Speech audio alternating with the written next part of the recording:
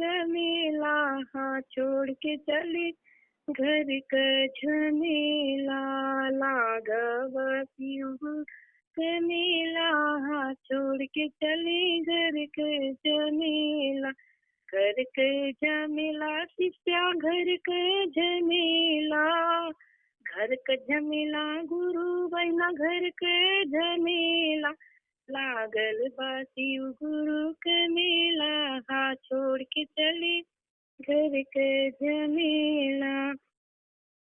शिव का चरनिया पार्वती पूजनी, शिव का चरनिया पार्वती पूजनी। भोला मिलल यल बेला, छोड़ के चले घर के झमेला। भोला मिलल यल बेला, छोड़ के घर के झमेला। गुरु का चरनिया रावण पूजल, गुरु का चरनिया रावण पूजल। रावण पूजल हो रावण पूजल, लंकापति कहलाला, हाँ छोड़ के घर के झमेला।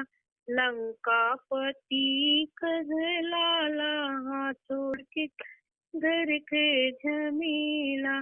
गुरु के चरनिया साई हरिंदर भैया पूजल, गुरु का चरनिया साई हरिंदर भैया पूजल।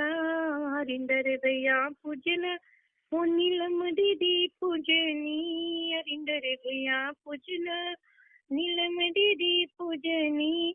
शिव शिष्या कहलाला, हाँ छोड़ घर के झमेला। शिव जी का शिष्या कहलाला, हाँ छोड़ घर के झमेला। शिव का चरनिया पूनम दीदी पूजली। शिव का चरनिया पूनम दीदी पूजली। पूनम दीदी पूजली, पूनम दीदी पूजनी। छोड़ी ना घर के झमेला, हाथ भोला मिलल यले बेला।